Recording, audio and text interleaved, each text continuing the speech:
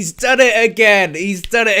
You know it's proper. You know it's proper when it's a different kind of theme. It's a different kind of season. You get a different UV intro. We've had Christmas intros. We've had Flex on the Beach intros. We've had tour intros. Now we've got a Halloween intro. Oh, some thriller level stuff. Josh is on another level. He's on another level.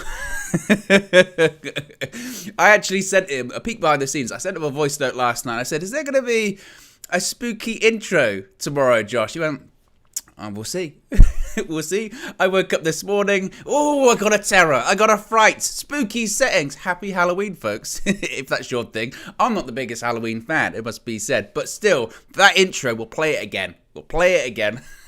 Before we wrap up today for another edition of Matchday Reloaded. Welcome.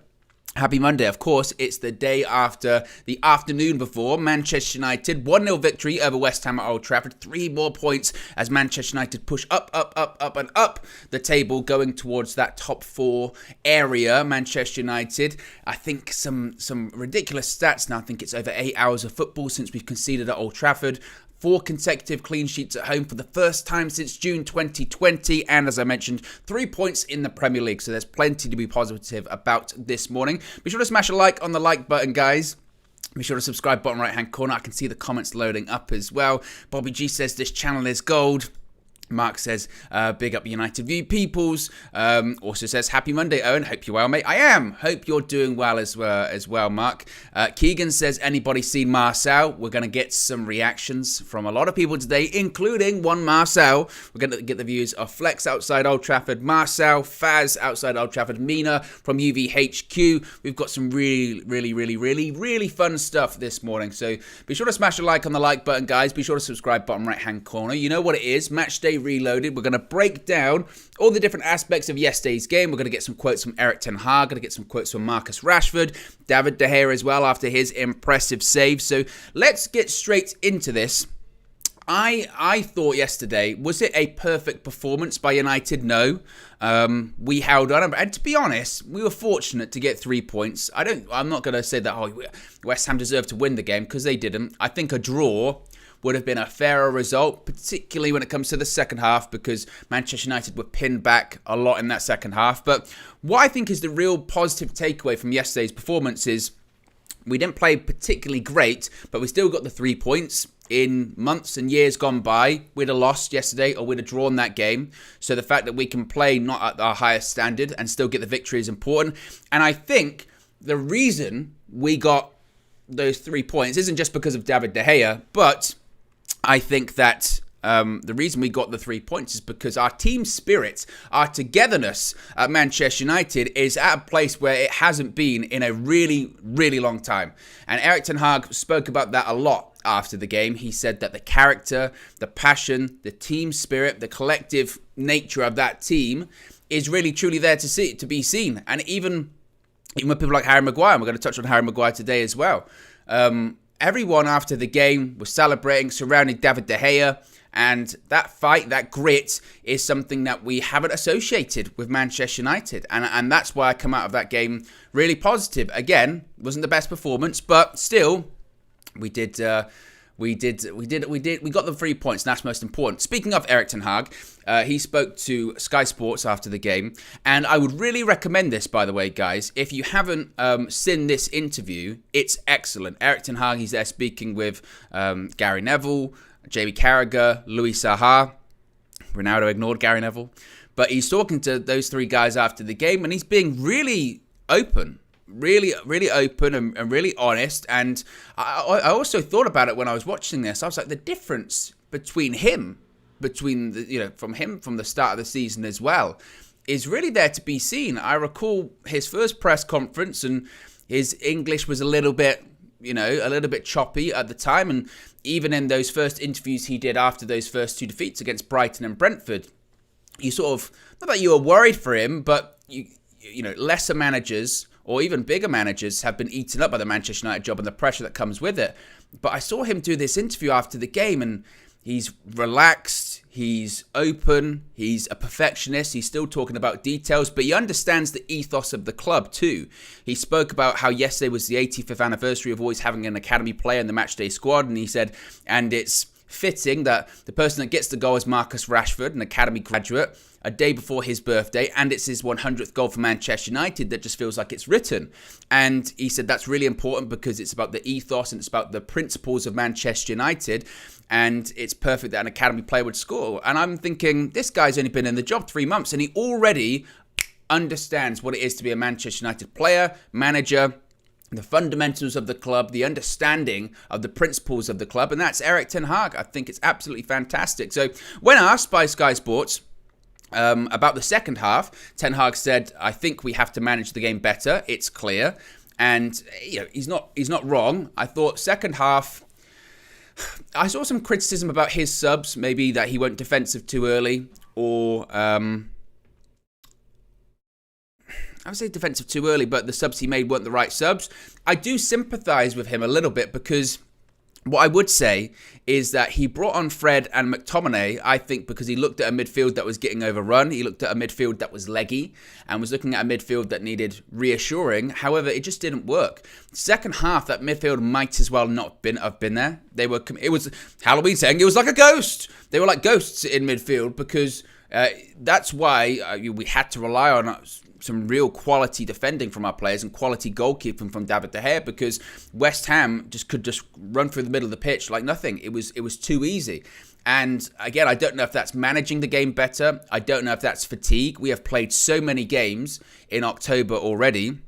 I know it's the end of the month now. We've still got, I think, 4 games to go in all competitions until the World Cup. But it did just, maybe fatigue. It did feel like, I'm not sure. I mean, Ten Hag did say after the game that West Ham, who also played on Thursday, it's not a case of, well, they've had more rest than us. They didn't.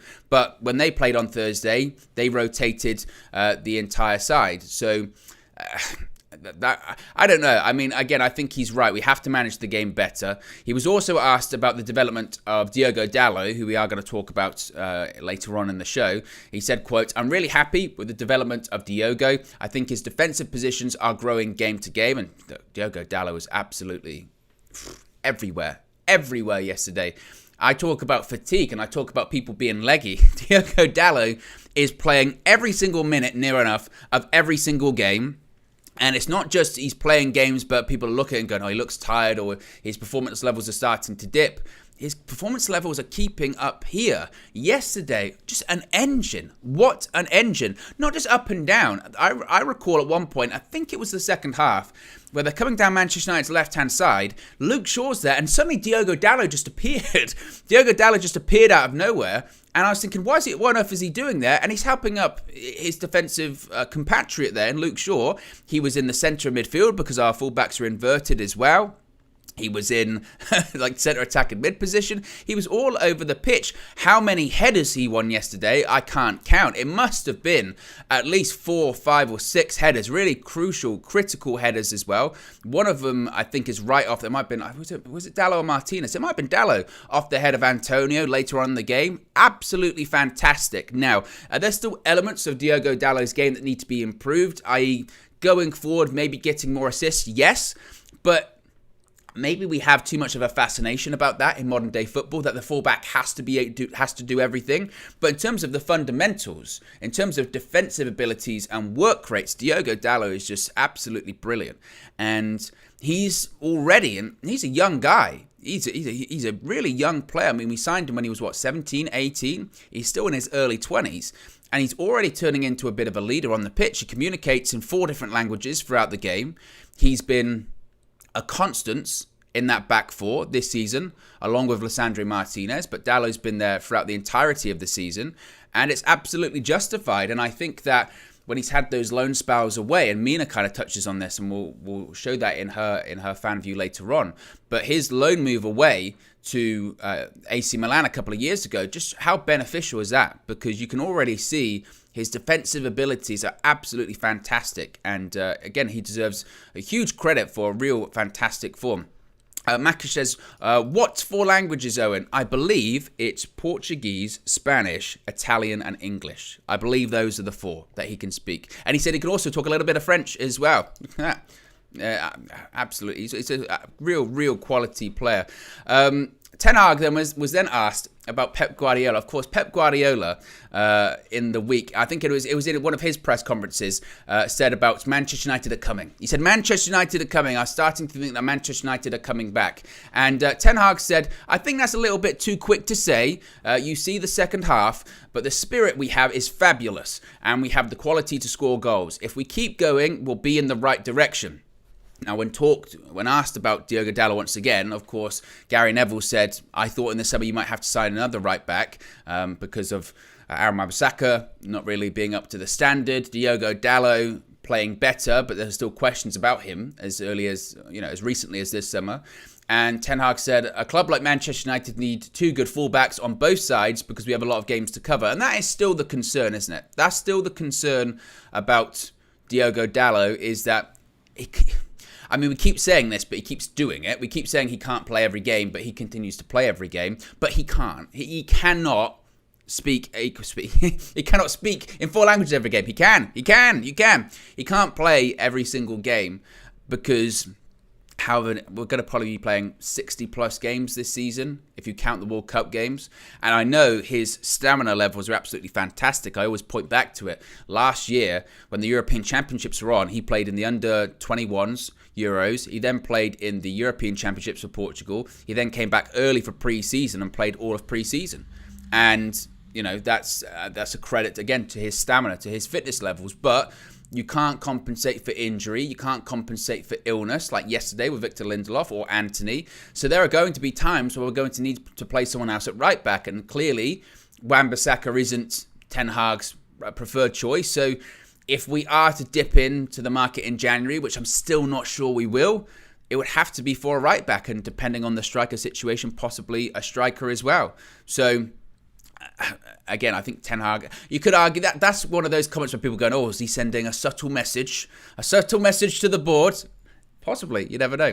He was also asked, Ten Hag, about Casemiro, and Ten Hag said, for me, he's brilliant. You can see why he's won 5 Champions League trophies. You see it in every match, every training, and I think he will only get better and better. And look, Flex had the Cas agenda, which he says he didn't, but I'm still going to perpetuate that he did. I thought yesterday he wasn't as good as he's been recently. I thought he was one that, particularly in the second half, he looked as if he was tired. He did look like he was slightly fatigued. I thought first half he was, again, good. I think we have seen improvements on the ball, definitely, from Casemiro. And again, particularly that first half, particularly once again, that sort of opening 35 minutes or so. I think his range of passing is there to be seen. I think his recoveries are there to be seen. Again, second half, I think he dropped off a lot, and I think he did look tired, and I think he was wasteful on the ball. But there has been a marked improvement in his performances and performance levels since those opening couple of cameos that we saw when he came on, for instance, against Southampton and Leicester, and even in those early Europa League games. Where the key point of criticism, I think, to Casemiro earlier on this season was maybe just being a bit sloppy on the ball. And I don't know if that was a case of match rhythm. I don't know if that was a case of rustiness. I don't know if it was also a case of just acclimatizing to the Premier League. Premier League's much faster than La Liga. You will have less time on the ball. Yes, Spanish football is about pressing hard, or sometimes, tiki-taka, but still, at the same time, the Premier League, the intensity levels is just still a lot higher. So I think that, as I said, I think Casemiro didn't have his best game yesterday. I thought first half he was good. Second half dropped off a bit, but still he's going to be a massive, massive player for us, clearly going forward. And Erik ten Hag also spoke about tactics. He spoke about Ronaldo, actually, regarding what instructions he gave to him in terms of tactics. When asked about Ronaldo's performance, Ten Hag said, I think he did quite well. He leads the pressing in the first half, linked up. I said at half-time, don't come down too quick. Wait for a later moment. First, let the midfield and the defence do the work. Then at the latest moment, drop eventually out to attract players or to get yourself the freedom to be creative, to score a goal or give the final pass, which is actually quite interesting because we had spoken about, we saw it in the game, we said it during the match view, that sometimes in like the first 10 minutes or sometimes in the first 15 minutes, you start to see Ronaldo drop deep or start to come into where the sort of midfield may be playing. And you sort of do wonder, and I understand why he does it because he wants to get involved in the play. But as Ten Hag is saying there, don't do it that early. Wait for the latest possible moment, then drop out to attract players and it makes space for other people. Don't, go searching for the ball too early. But what I will say, because I don't want it to be too negative this morning, I thought Ronaldo did okay yesterday. He did have a couple of chances, half chances. I thought he made some decent runs too. And that's always my key thing. It's the same with Ronaldo. It's the same with Rashford. It's the same with Martial. Is that I thought yesterday he made some good runs. Previously, when he's played for United this season, I think back to the game against Newcastle, I didn't see those runs off the ball, and I didn't see him getting into those positions where we could make chances. I thought yesterday he did do that.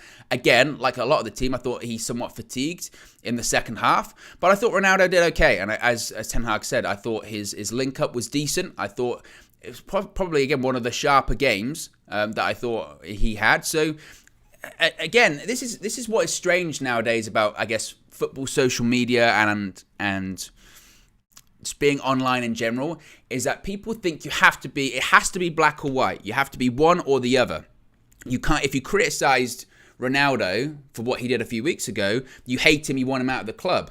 And it's never black or white, it's always shades of grey. Not 50, but it's always shades of grey. That Ronaldo still has clearly a part to play at Manchester United. He still has stuff to offer. He shouldn't retire tomorrow. Absolutely, he's got parts to play. He scored in the week. He could have got a goal yesterday. I still do think if and when Anthony Martial is available and fit, he will be starting up front because I think he offers, it's crazy to say, but I think he offers more than Ronaldo in terms of what Erik ten Hag is looking for. But at the same time, Ronaldo is more reliable to be available than Martial, and you have to weigh that up against it too. So I thought Ronaldo did fine yesterday, and obviously as more games go on, I think he'll get sharper and sharper. It would be no coincidence that he gets closer and closer to the World Cup and he gets sharper. I wouldn't be surprised if if he peaks at the right time.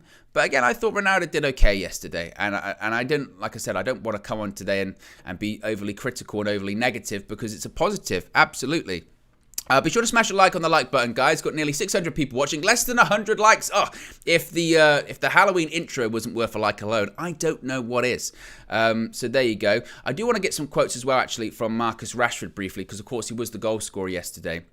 And it was absolutely fantastic, as Ten Hag said about Rashford scoring his 100th goal. It's a great performance. It is fantastic for Manchester United. They have a great academy and a great history with the academy. The player on the 85th anniversary of always having a youth player in the squad or on the pitch, and Marcus Rashford, I think he's representing that fact and scores brilliant goal with a great pass from Eriksen. It was a great header. The day before his birthday for his 100th goal is a real milestone. And Rashford was asked about his turnaround in form, saying, it's a completely different energy around the club. I feel really motivated. I struggled mentally last season. For us, we have to get in the right headspace every game. Last season, I wasn't. And I think that is very honest of Marcus Rashford. And I don't think it takes a genius to see that either, to be honest with you, because we could all see it. There were so many games where last season all of us would come on here and I would be on these streams, or you'd be in the comments saying that Rashford looks just devoid of any confidence. It looked like the last place he wanted to be was on the pitch. He wasn't even, he was barely walking, let alone running. And his quality was just way off. And that's why, and I think back to, I think it was a Flex and KG show in the summer, or it might have been just right after the season ended, where the conversation was, some fans might not like it. And some fans might have seen last season and said, it's unforgivable. They were wrong. Get out the club. They're terrible. They're rubbish. And eventually, sometimes, whether they deserve it or not, you have to give certain players a clean slate because they're better than what they showed last season. Last season, some of the performances was the level of some of those players. But you can't tell me that you saw Marcus Rashford play last season and go, yeah, that's him. That's his level. That's the real Marcus Rashford. He's rubbish.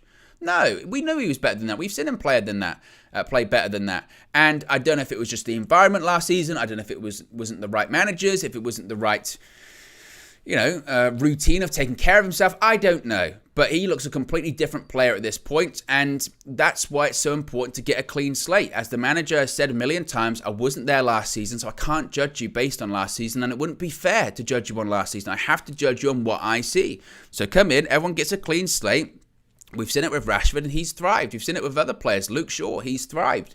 So I think that goes to show why it's so important to sort of forget the past. I mean, you can't completely ignore it, but in terms of, you know, the resentment or anger of last season, you have to move on and you have to focus on the present. And Marcus Rashford is certainly doing that. And as he mentions, the energy is completely different around the club. And again, I think that you have to give that also credit to Erik ten Hag, because he's been able to change the energy, change the mentality around the club. And I think he's done that by a lot of players leaving and a lot of players coming in. So it feels like somewhat of a different locker room, a different atmosphere surrounding the club. And that also helps try and dust off those cobwebs of last year too.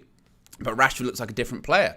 Now, talking about the game, Rashford says, I don't think we played our best today, but if we want to reach our ambitions, we have to win games like that. He also was asked about scoring that header, which was an excellent header. He said, I need to be scoring a few more headers. Definitely, I've been working on it. I feel I've got a decent jump. I just need to work on attacking the ball and getting the initial contact.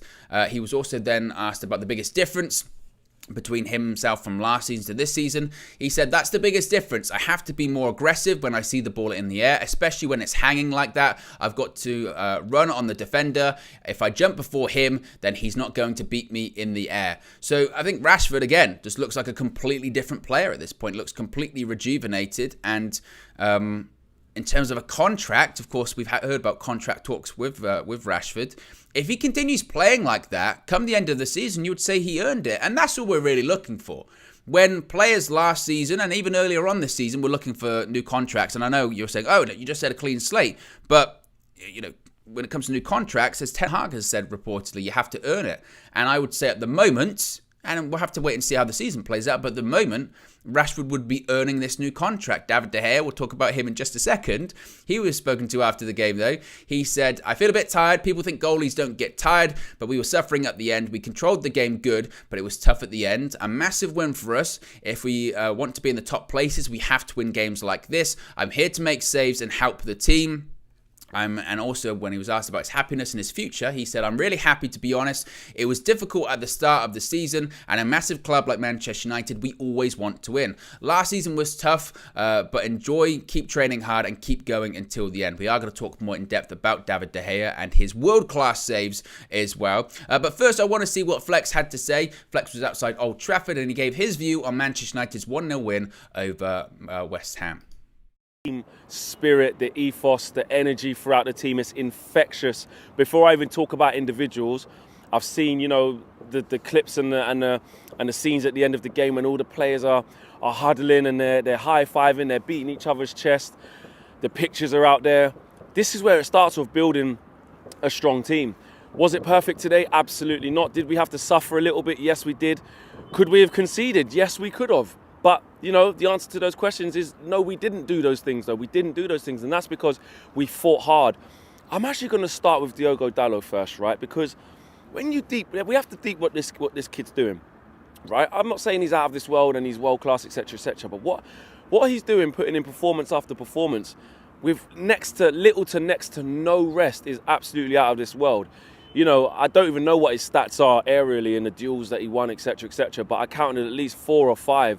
Back post, right place, right time, positionally aware, winning his headers in dangerous positions. Ben Rama's a tricky character. He's just got the legs and the engine to just keep going. Dispossessed him a couple of times. He's just been absolutely at it. And I think Ten Hag said something about we need 2 good fullbacks in both on both sides, alluding to, you know, that Wan-Bissaka's not up to it. But in defence of, in praise of Diogo Dalot, this is a guy who we shouldn't underestimate, because I think it's going to go under the radar. I hope it hasn't. I haven't seen social media what people have had to say. This is just me speaking straight after the game. But he has just gone from strength to strength, and he's showing such a high level of consistency, considering he's literally has to do it by himself in that position. I know Erik ten Hag spoke about Victor Lindelof being able to play there, etc., or Malacia, but we know that we need a proper right back there, and he has just been absolutely out of this world. Luke Shaw, I think, has looked really assured, excuse the pun. I think he's just solid. There's a calmness about him. He looks really sharp. He looks really strong. He's reading the game really well. Okay, we need some more assists and stuff like that. But, you know, he's the one who puts in the assist for Casemiro's goal in our last Premier League game away at Chelsea. And Jarrod Bowen is another tricky customer, another tricky player. But again, I'm looking at the fullback and I'm like, I just think you're going to get the better of him. I just think whoever you come up against, I back you to have the better of them right now. And that is across the whole back line. Lisandro Martinez. This guy is infectious. He doesn't... Shout out to Flex there outside Old Trafford, giving his view of Manchester United's 1-0 win over West Ham. Super chat from Gary the Street Pharmacist. Oh, that profile picture is excellent as well. How dare you? It says, where is KG? UV doesn't feel right without him. KG was, he's been on tour.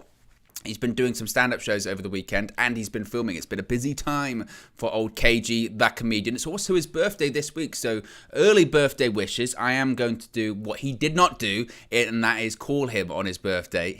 He called me.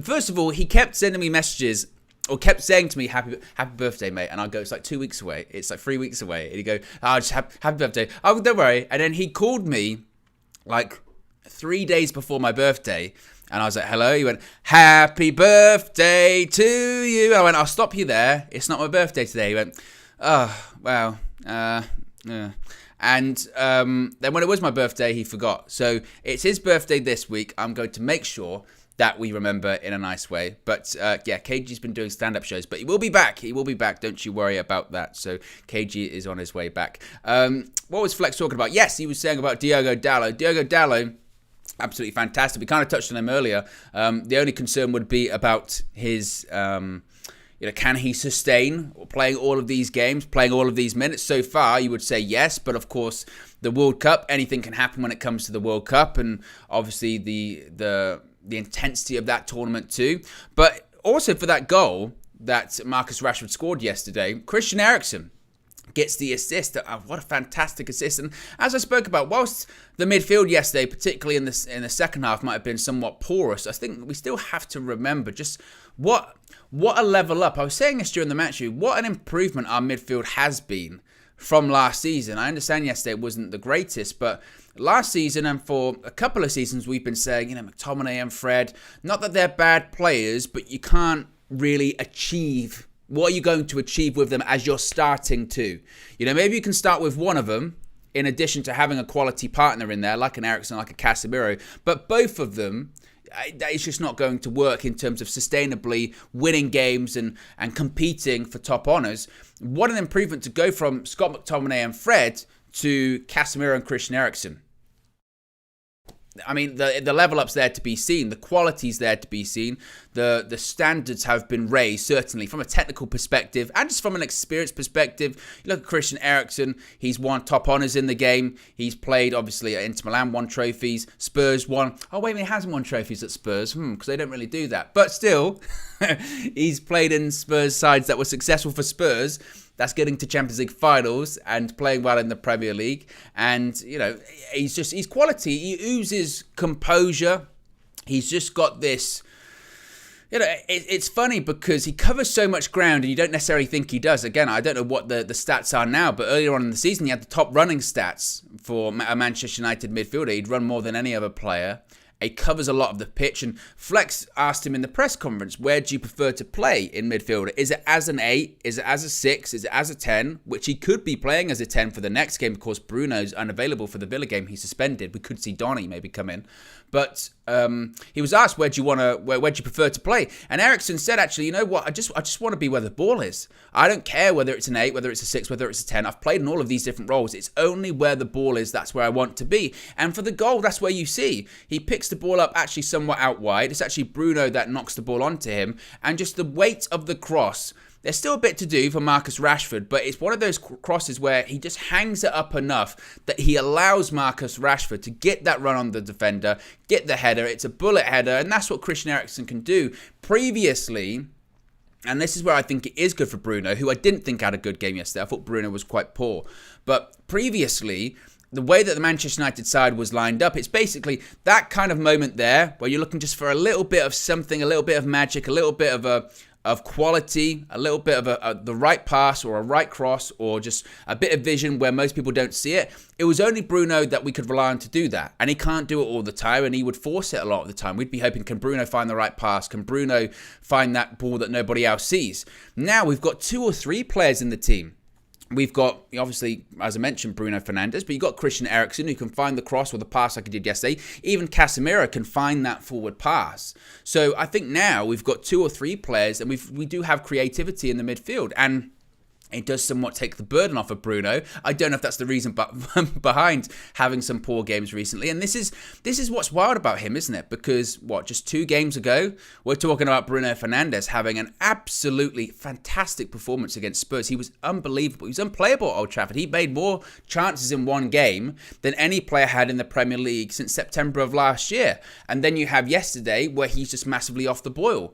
And and that's the problem with Bruno recently. It's just the inconsistency in comparison to someone like Christian Eriksen, where you do have this level of consistency. You know what you're going to get every single game. You know the quality and the composure you're going to get every single game. And that's why it's important that he's in the side, certainly. Now, speaking of quality in the game, we touched on it earlier, but David De Gea, we wouldn't be talking about 3 points today for Manchester United if it were not for David De Gea. We can talk about Marcus Rashford getting the goal for Manchester United, but it's really, truly David De Gea that won us the game. We're talking about 2 world-class saves at the end of the game. Also, as well, you saw distribution, sweeper keeper settings. Of course, there's been a lot of discussion about his future. His contract is expiring. Manchester United reportedly scouting other keepers, Costa, Simon. So, yesterday was certainly an excellent performance and sparked up the discussion about David De Gea and his future, particularly amongst his critics. Let's see, on an unrelated note, what Marcel had to say. To finish off, who was your man of the match? You could give it to... I have to speak about that. Wait there. Oh, my... He thought he was going to get... He thought he was going to... I nearly let him get... Guys, you guys would have crucified me in the comments for not even bringing up his name. I'm sorry, community. It was basically saved the best, the greatest, till last. No, look, it's not about agenda. It's about talking about the 90 minutes, man. Yes. And David De Gea came up with some big save. I haven't actually seen them back to see whether he should have saved it, were they outstanding, because I'm so far away they just look like outstanding saves. Yeah. So I haven't seen them back yet, but I know they were important. And let's just start with... Oh, you're in the East Stand, so you should see. Yeah, clearest. Yeah, so maybe you can, how good were the saves, Marcel, because I was too far away. Different gravy. I mean, Zuma's one, he's a little bit off position, and it just falls to Zuma randomly, but half the goal is still required to be covered, but he's not there for it, and he just gets across, strong hand. And then the Declan Rice one, it's going in the top corner. Is it going top bins, It's going in the top corner. Okay. So it's a different gravy. And you yourself and Owen had mentioned before, during summer, his first priority is to save shots. That's what he has to do first, and I understand that. And he swept. There was a time when Harry Maguire was in trouble in the first half. I think it's Skamaka or someone was through. He came out early. And he came out, he clearly hit the flipping roof. Do you know what I mean? Good starting position. Yeah, that's what you want, though. If you can't, retain possession, which I would have wanted, but then there's moments where Bruno's breaking lines and you want a good quality kick from your hands and he hasn't got it. So, but he chooses not to do it, though, because maybe he ain't got it and he'll just roll it out or keep it simple. Yeah, I'm not going to dispute that. I mean, but today, when we're talking about this 90 minutes, he got paid to maybe save those shots today. That it's a 3-1. It's a 3-1 game if he doesn't save it. 2-1 game.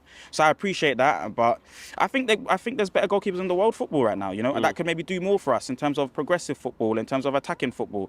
And it doesn't even necessarily look after he does that. It doesn't even necessarily need to be the question. I'm not even trying to do the whole should he stay? I'm just saying today, big save. Yeah, that's all it's about. He must be praised.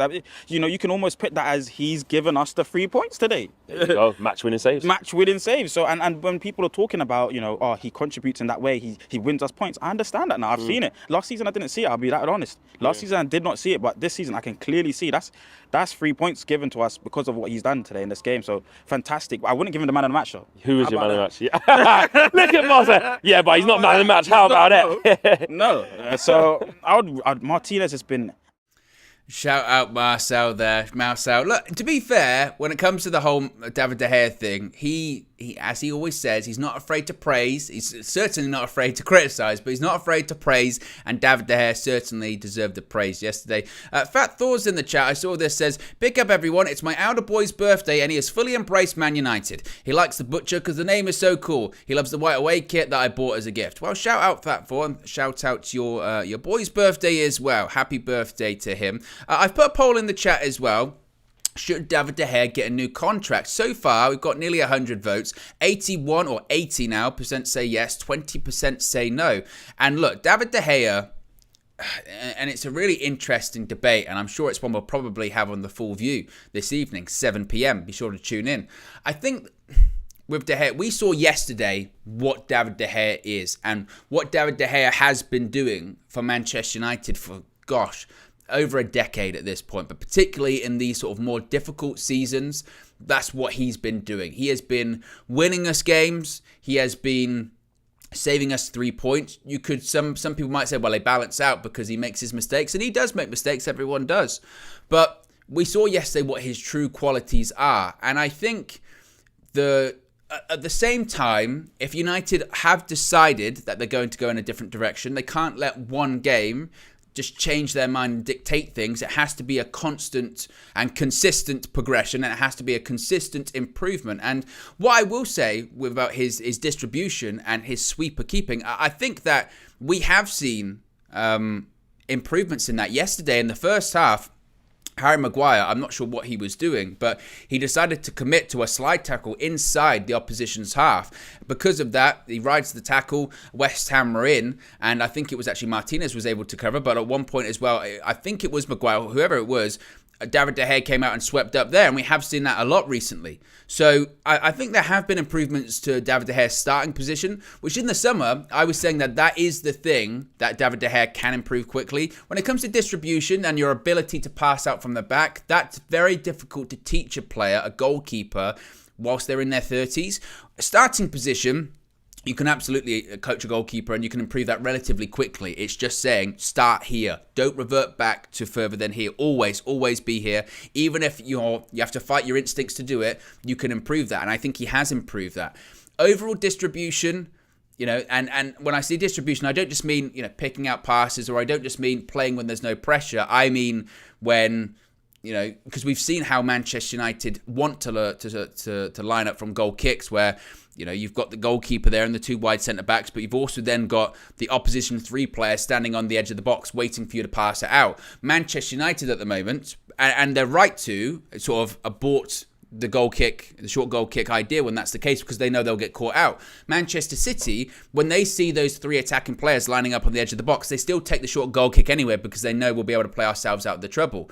Manchester United can't do that. So again, you would say, does one game really divert your attention from that? Does one game really change your mindset from that? And I don't think it does. But at the same time, you saw there what David De Gea is capable and what he can offer us. And look, maybe it's not out of the realm of possibility that De Gea stays on a reduced wage and another goalkeeper comes in. I'm not sure. It's still a really difficult and complex situation that I think Ten Hag's still going to be thinking about and still going to be discussing, because you have instances like yesterday where you say, well, maybe he should stay, maybe there's a lot to offer, but at the same time, it's weighing that up with how you want the team to progress in the future. And it's going to be a really interesting one. Again, the chat's got over 160 likes, 79% say yes, 21% say no. It's going to be controversial, but for me, it still wouldn't change what I think is the way forward for United, which is possible. We still do probably need another keeper, honestly, to fit into Ten Hag's style. But at the same time, as I said in my fan view yesterday, I'm really conflicted by this, because I think yesterday, if we'd have had another goalkeeper in goal that was proficient with their feet, I think we'd have lost the game, because I don't think other keepers, or certainly a lot of other keepers, make the saves that David De Gea made yesterday, and that's ultimately what won us the game. So there is this real conflicted part of me that I'm not sure, and I think that's okay to say. I don't know, because at one part of me saying, no, you've still got to move on, you've still got to move in the way that the manager wants the team to play, but at the same time, you've got a keeper like yesterday who can win us games by nothing to do with his feet, by doing what he's meant to be doing, and that's keeping the ball out of the net. And it's difficult. Red Baron with the super chat says, Owen, there was a report about how many times Martinez covered for Maguire yesterday. I don't think we can play Ten Hag ball with him in the side. We are going to talk about Harry Maguire a bit later on as well. Be sure to smash a like on the like button as well. Be sure to subscribe, bottom right hand corner. Mike says, Owen, I'd probably say that the majority of the yes group depends on the terms of the contract. Yes, I think that's a good point as well. A lot of people are saying, Red Baron there says David De Gea is slowly getting better at sweeping. I find it crazy Marcel gives other players time to adapt, but not David De Gea. And as Poster says, not many keepers would save them. And again, that's the difficult part of it, isn't it? Is that... And look, and that's the thing with a lot of players, not just goalkeepers, that there are elements of which they're good and elements which they're bad. In one of those, I'm not sure what those graphs are called, but the shot stopping and the reflexes and the agility are right up here, and the distribution might be right down there, and that's the difficulty. And I would also say to those people that are hell-bent on having De Gea out of the club, or having a goalkeeper that's better with distribution, you almost have to be careful what you wish for. Because as I said, another keeper doesn't make those saves yesterday, but another goalkeeper is very good at distributing and possibly starts attacks and we might score more goals because of it. It's difficult. It is difficult. Let's see what Faz have to say after the game. I'll let you be the judge. I saw a lot of comments about Faz's attire yesterday. He was wearing a jacket, and I'll leave it up to you to determine what you make of it. I'm absolutely loving Rashford's aggressiveness. Talk to me about it. I'm loving it because I have to give this guy utmost credit because I was one of the first individuals properly hammering him. This guy's he's intercepted. The guy's running back and winning the ball, slide tackling and whatnot. That's it. What else could you ask for? The goals and everything will come, like I said. Could we go as far as saying then that you're saying you was wrong about Rashford? Yes, and that season I was wrong because he was also not performing, but now he is. I'm going to eat my words and say, yeah, you know what? Well done, you. This is what football's about. I keep saying, you come and you prove yourself wrong, and the goals will come. The header goal was top class. And it's becoming a bit of a bit of a thing now because, he comes off the bench against Sheriff, scores a good header. Yeah. Got into the position to score that same type of header against Newcastle, didn't. Yeah. Has 2 headers today, scores one at Fabianski. Yeah. But that is becoming a thing. That's not something we used to, have around Rashford headed goals, and it's becoming a thing. Yeah, he's much better on the left. You see him run inside rather than be in the middle. And even as a 10, he's not bad. He gets open spaces to have a shot.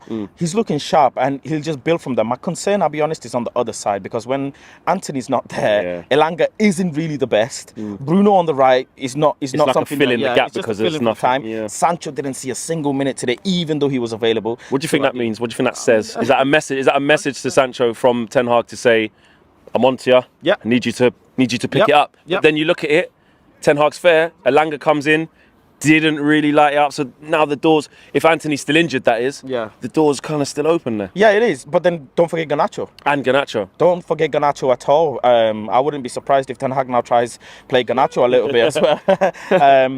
I wouldn't mind seeing Garnacho because right now, as it stands, Sancho shouldn't be nowhere. He's third option probably. Third option. He's got to play himself. And Ten Hag, and that's one thing we like about the manager, isn't it? He will challenge players to play themselves back into the team. Yeah. And oh, sorry, I was just rolling up Faz's jacket. It's fine. Lovely. It's fine. What was he talking about? He was talking about Marcus Rashford. Marcus Rashford. Shout out Faz. It was excellent. It was very good. And by the way, shout out the kids in the background doing the Sues in the background. You always love to see it. Marcus Rashford. He was talking about Marcus Rashford too. You didn't see. I played the clip. I wasn't even planned. I had to run to my kitchen and get bin bags out of the drawer. For comedy purposes. And Marcus Rashford, yes. Rashford, look, the improvement in Marcus Rashford has been there to be seen. Absolutely there to be seen. And you know what? I'm going to give Faz a bit of credit there because he said... Flex asked him, were you wrong to criticise Rashford? And maybe when he said that, Rashford isn't good enough for United or Rashford should be out of the club or anything like that, maybe that's a bit too far. But I think people were right to criticise Marcus Rashford last season. This is the point that, you can't look at last season and go, we shouldn't have been criticising Rashford. Rashford was playing badly last season. A lot of Manchester United players were playing badly last season. And also they were playing beneath their level. They were playing worse than they had been. So, or the worse than they actually are. So they deserve to be criticised, but also at the same time, they deserve to be praised when they bring it back, when they react. And that's what we've seen. And as I've mentioned, I think that, the manager, it's just how important it is for the manager to give players a clean slate and a clean start, a fresh start, to put his arm around them and show, I believe in you, I have faith in you, and I believe you can contribute, and I believe you have qualities and abilities, and that's what we've seen with Rashford. Now, granted, again, some of the criticism towards a lot of players last season, including Rashford, I thought was over the top. Unfortunately, that's football and the internet nowadays. But again, I think that he deserves praise. And frankly, when it comes to the England side at the moment, I'd have Marcus Rashford over Raheem Sterling in that England side every single day. I don't think he will. I don't think Gareth Southgate will play Rashford over Sterling. I think Rashford will make the squad, certainly. But now, over Raheem Sterling, what's Sterling doing at Chelsea? What I tell you exactly what Marcus Rashford is doing at Manchester United. He's scoring goals, he's scoring headers, he's getting Player of the Month and Player of the Match appearances, and he deserves all the credit in the world. And again, I think he deserves credit also for coming back from last season. He was really poor last season. He got his head down. He worked hard over the summer. Erik ten Hag got his arm around him, and we're starting to see the rewards because of it. So I think he deserves a ton of credit, absolutely. And also, particularly, not just Marcus Rashford on that left-hand side, Luke Shaw as well. What a comeback from Luke Shaw. Talk about another player who was underperforming, was being criticised, and now he looks just a completely different player. He's really back to, with that season where they call him Shawberto Carlos. I think he's better than that. Because I think now we're seeing a player that clearly, physically, he's changed. You can't ignore that. But we're also seeing a player that reacted, wasn't playing particularly well, and came out the side because of it. Had someone else come into the club, in Terrell Malacia, and clearly lit a fire under Luke Shaw's ass. And because of that, now he won his space back in the side, and now he's keeping that competition for places. And even if Luke Shaw's level does drop off, I'm comfortable knowing that Terrell Malacia is there and he can come in and he can play well. That's true, proper competition between two fullbacks that are still relatively young. And I think, again, Luke Shaw deserves a ton of credit, for coming back. And that left-hand side, it's funny because that's the left-hand side that's been there for Manchester United for a really long time. And you can see that synergy. But now we've got two players, again, that know each other, that have chemistry on that left-hand side, but also are in some of their best form in years, and physically in the best shape that they've been in years as well. And I think that Shaw, Rashford, and Erik ten Hag and his entire coaching side deserve a ton of credit for it. Let's see what Mina had to say after the game. I spoke to her on UVHQ. Here's what Mina had to say. Listen, what a foot he has on him. What a foot he has on him. That ball that he put into the box for Rashford was a phenomenal assist. And I think in the first half, we could have had a few more goals. I think we could have had actually one more, maybe. We were unlucky. But this is the issue, is the first half, we saw it with the Chelsea game where first 35 minutes we were all over them, and then we end up going down against Chelsea, and we're lucky to get a point in the end. And today we're lucky to get 3 points because first half we were all over them. We should have closed out the game, had a comfortable lead in the first half. It's one thing creating chances, and then it's another being clinical and having goals. And as much as I'm enjoying us playing fluid football, I need to see goals. I need to see goals. And I'm sure Ten Hag probably watched that performance today, and he's going to pick up on a lot of things that we haven't picked up on. But all in all, it's 3 points. I think we're closing in on fourth now with a game in hand, so I can't complain. David De Gea at the end, unbelievable. How many world-class saves? What we're counting? 3? At least 3. And in the first half, must be said, distribution, sweeper, keeper. Was he your man of the match? My man of the match would be between him and Dalot. It would have been between him and Dalot, but I think that last-minute save that he made kind of edged him over. David De Gea, he's been a great servant for the last how many years? Nearing 10 years, I think, at Old Trafford, and we've known what he's been capable of. Last season, like I said in the watch-along, last season we conceded record number of goals, and I think that could have hurt his confidence. But in the first 10, 12 games, having a solid backline led by Varane and Martinez, I think has reinstilled that confidence. Because that save he made from Zuma's header, I think there's other times where he wouldn't have even been in the right position to get onto the end of that. And today he was in not just the right position, but he was fully outstretched. Every limb in his body was stretched out for that save. And he's committed. I think, obviously, he's nearing the end of his contract. He wants a contract. He's okay with reduced terms contract, and I think watching him today, there's so much things that people can criticize him for, but he does the basics, and he does it well, and he does it when we need it this season. Shout out Mina there at UVHQ. Shout out the entire Match View gang yesterday that was there. It was Paolo, Mina, Steph as well. Shout out you all. Be sure to smash a like on the like button, guys. Got nearly 800 people watching. Only 239 likes. We can do it. We can do better. We can get to 500. I know we can. I believe in you. So if you haven't already, be sure to smash a like on the like button. Be sure to subscribe as well. Bottom right hand corner. Remember, you can join the UV Members Club. Links in the video description below. It's also the pinned comment in the live chat. You get your badges, your emojis, and your exclusive members only content too.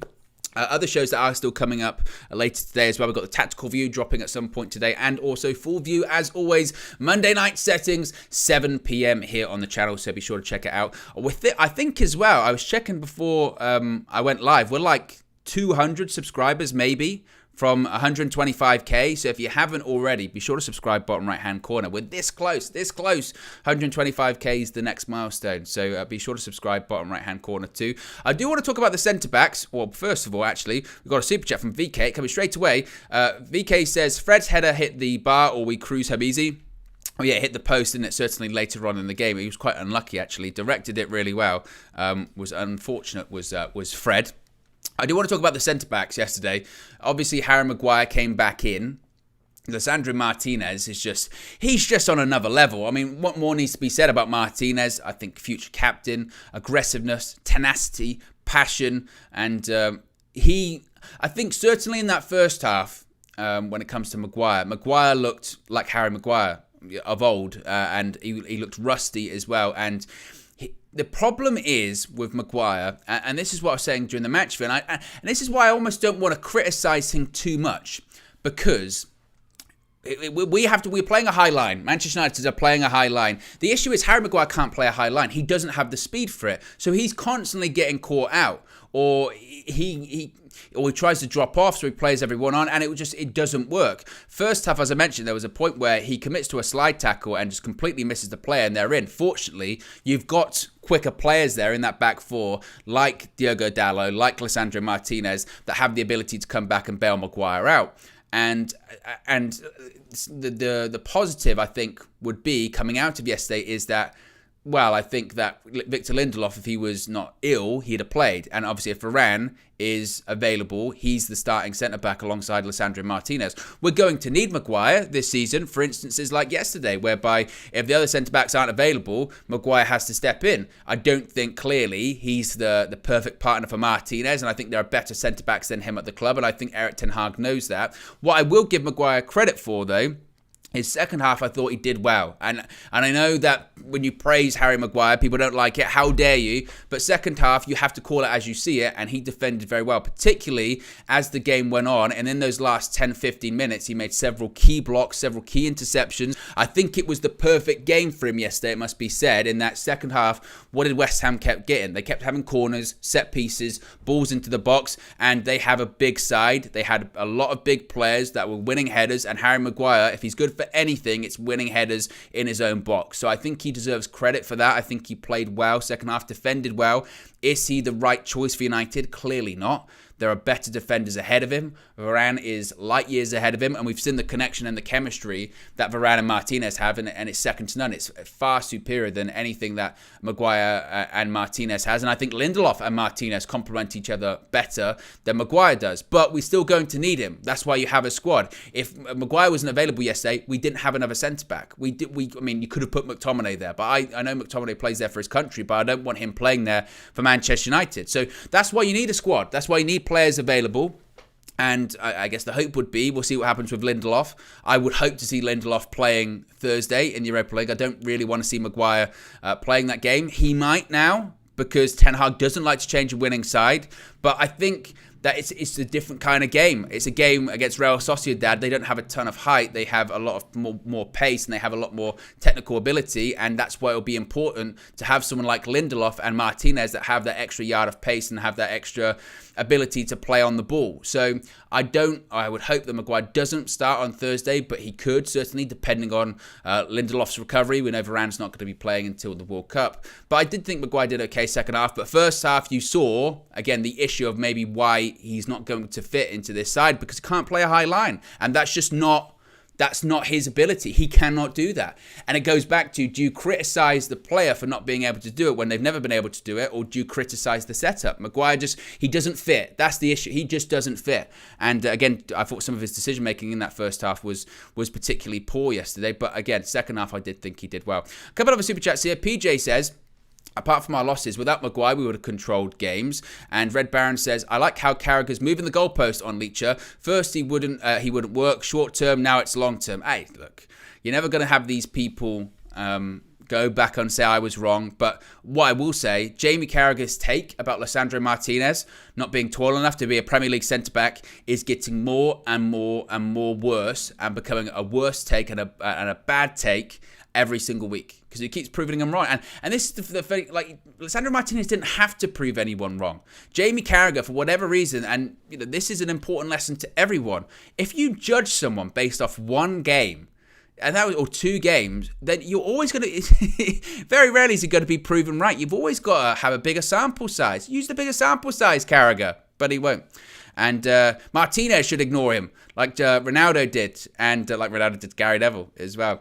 Finally, I do want to show this clip because I really enjoyed it. Flex spoke to, I believe her name is Hayley, and her nephew after the game yesterday outside Old Trafford. And I love this. This is Manchester United. It's passion. It's euphoria after winning the game. It's about family as well, spending time with your family too. It's a fantastic clip. So here's what they had to say. Come on! It was one of them games, innit, where, okay, it might not have had all the quality all the way through, very cagey, but we got the 3 points. Listen, the last 10 minutes, my heart was in my seat, yeah, because I couldn't hack it. Yeah, so when De Gea come through, Superman save, I like that. Is that massive? On David De Gea? I mean, he gets a lot of criticism, like, can he play with his feet under Ten Hag? Is that the way we want to play? But as a shot stopper, when we need him most, he's still coming up with big save, man. Yeah, it's not much like him, to be honest. I think he's going to develop under Ten Hag as well, because there's always room for development, but I think we need him in that circumstance, really. Not much people can do it like him. Rashford, big goal for him, comes up with a header. Your auntie's like reenacting the goal. Because Newcastle, let me not swear, Newcastle, we needed that header. Yeah. And he messed it up. So I believe he was on that training field.